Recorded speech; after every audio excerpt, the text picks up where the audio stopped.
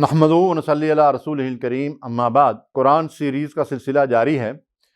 Doctor professor انیس احمد حافظہ اللہ ایک جگہ لکھتے ہیں، تعلق باللہ کا مؤثر ترین ذریعہ قرآن کریم کی رفاقت ہے۔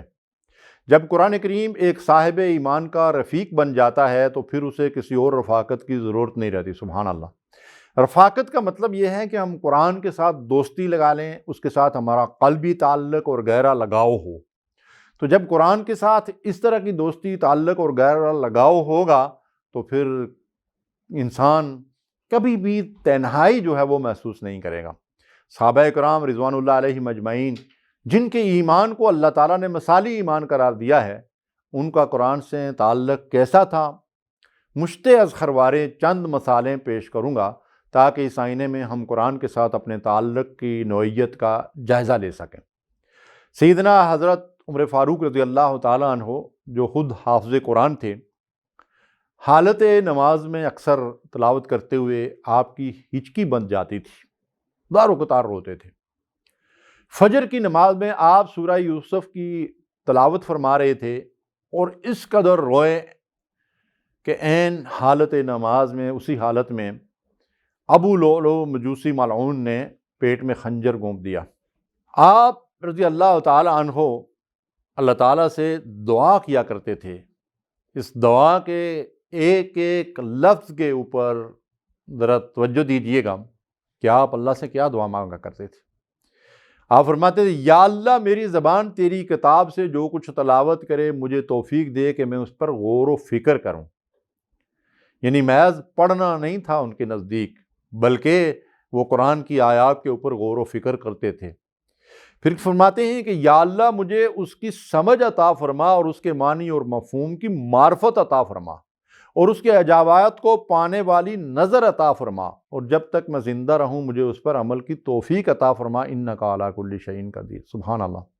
ذرا ان نکات پہ غور کیجئے کہ سیدنا عمر فاروق رضی اللہ تعالیٰ عنہ اللہ تعالیٰ سے یہ دعا کرتے ہیں، یہ عرض کرتے ہیں، یہ درخواست کرتے ہیں کہ یا اللہ مجھے قرآن کی آیات میں غور و فکر کی توفیق دے تاکہ میں اس کو سمجھ سکوں، اور اس کی مجھے سمجھ بھی عطا فرما، اور اس کے معنی اور مفہوم کی معرفت عطا فرما، اور اس قرآن کے اندر جو تو نے عجائبات رکھے ہیں ان کو پانے والی نظر عطا فرما، اور یہ سب کچھ عطا فرمانے کے بعد یا اللہ مجھے مرتے دم تک اس کی ہدایات کے مطابق عمل کی توفیق دے۔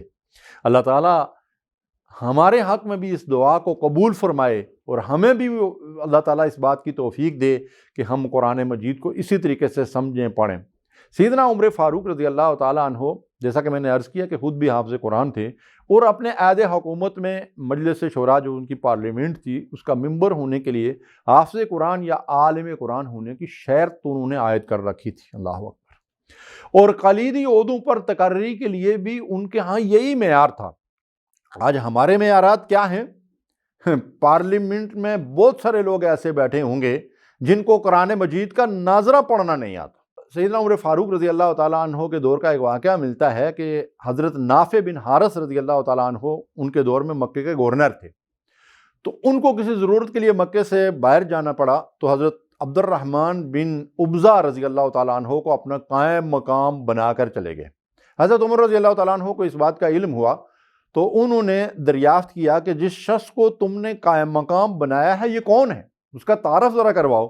تو حضرت نافع رضی اللہ تعالیٰ عنہ نے جواب دیا کہ یہ آدمی غلاموں میں سے ہے، لیکن قرآن مجید کا سب سے بڑا قاری اور علم الفرائض یعنی وراثت کے علوم کا ماہر ہے۔ اور آپ جانتے ہوں گے کہ علم الفرائض، وراثت کا علم جو ہے، یہ قرآن مجید کے علوم میں سے سب سے مشکل علم ہے، تو وہ اس کے بھی ماہر تھے۔ تو حضرت عمر رضی اللہ تعالیٰ عنہ نے یہ سن کر بہت خوش ہوئے اور فرمایا، سچ فرمایا تھا رسول اللہ صلی اللہ علیہ وسلم نے کہ اللہ تعالیٰ اس کتاب کے ذریعے لوگوں کو عزت بخشتا ہے اور اس کی وجہ سے بعض لوگوں کو ذلیل کر دیتا ہے۔ ناظرین کرام، وہ ایک غلام جس کو مکے میں قائم مقام گورنری کا جو ہے وہ اعزاز حاصل ہوا، کس کی وجہ سے؟ قرآن کی وجہ سے۔ وہ زمانے میں معزز تھے مسلمان ہو کر، اور تم خوار ہوئے تارک قرآن ہو کر۔ ابن ماجہ کی روایت ہے، عبداللہ بن عمر رضی اللہ تعالیٰ عنہ فرماتے ہیں کہ جب میں نے قرآن مجید حفظ کر لیا تو رات بھر میں اسے ختم کر دیتا تھا، یعنی پوری رات میں قرآن مجید مکمل کر لیتا تھا۔ تو رسول اللہ صلی اللہ علیہ وسلم نے فرمایا کہ مجھے امید ہے کہ تمہاری عمر لمبی ہوگی اور تم تھک جاؤ گے، یعنی اسی طرح تم روزانہ قرآن مجید ختم نہیں کر پاؤ گے، لہٰذا ایک ماہ میں قرآن مجید مکمل کیا کرو۔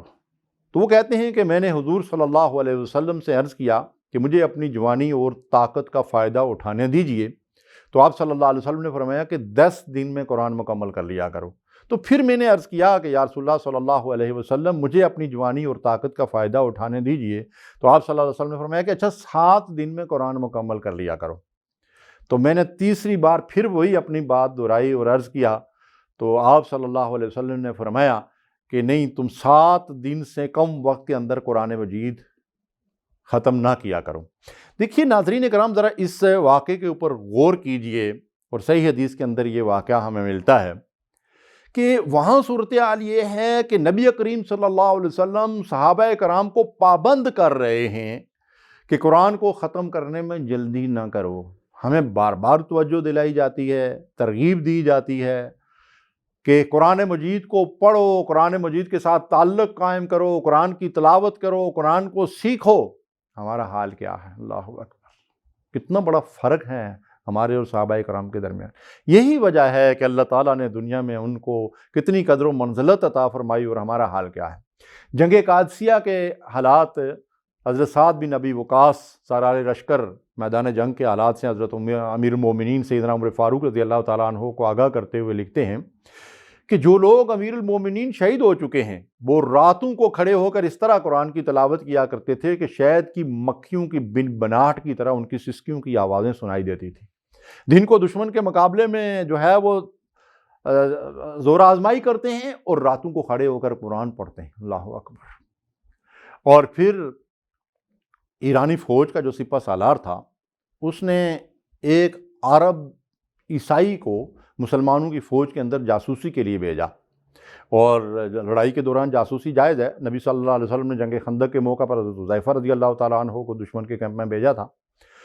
تو اس عیسائی عرب نے واپس آ کر جو رپورٹ دی اپنے سپہ سالار کو، تو وہ یہ تھی کہ وہ لوگ راتوں کو کھڑے ہو کر قرآن کی تلاوت کرتے ہیں، اور دن کو ڈٹ کر دشمن کا مقابلہ کرتے ہیں، اور ان کا کردار یہ ہے کہ ان کے امیر کا بیٹا بھی چوری کرے تو اس کا ہاتھ کاٹ ڈالتے ہیں، اور زنا کرے تو اس کو کوڑے لگاتے ہیں۔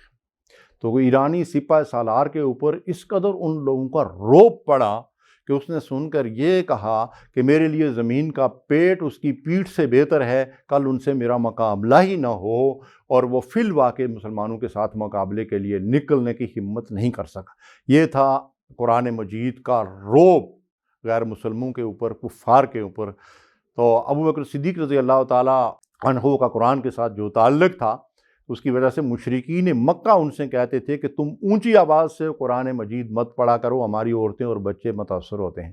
سیدہ عائشہ رضی اللہ تعالیٰ عنہ فرماتی ہیں کہ ہمارے والد محترم نے گھر کے سین میں ایک جگہ مخصوص کر رکھی تھی جہاں وہ راتوں کو کھڑے ہو کر قرآن پڑھتے تھے اور زار و قطار رویا کرتے تھے۔ ابو موسیٰ اشعری رضی اللہ تعالیٰ عنہ کی تلاوت سن کر نبی کریم صلی اللہ علیہ وسلم نے فرمایا کہ اللہ تعالیٰ نے تجھے لحن داؤدی کا سا لحن عطا فرمایا ہے۔ اور عبداللہ بن قیس رضی اللہ تعالیٰ عنہ کی تلاوت سن کر بھی رسول اللہ صلی اللہ علیہ وسلم نے یہی بات ارشاد فرمائی تھی۔ امام ترمذی اور ابن ماجہ نے ان حدیث کو روایت کیا ہے۔ اور ابن ماجہ کی ایک اور روایت ہے کہ حضرت اوس رضی اللہ تعالیٰ عنہ کہتے ہیں کہ میں نے صحابہ کرام سے پوچھا کہ آپ لوگ قرآن کس طرح پڑھتے ہیں، تو انہوں نے بتایا کہ ہم 7 دن میں 7 منزلیں پڑھ کر قرآن ختم کرتے ہیں۔ سبحان اللہ۔ یہ تھا صحابہ قرآن کا قرآن مجید کے ساتھ تعلق۔ اب اس آئینے کی روشنی میں مجھے اور آپ کو بھی قرآن کے ساتھ اپنے تعلق کا جو ہے وہ جائزہ لینا چاہیے۔ وآخر دعوانا الحمدللہ رب العالمین۔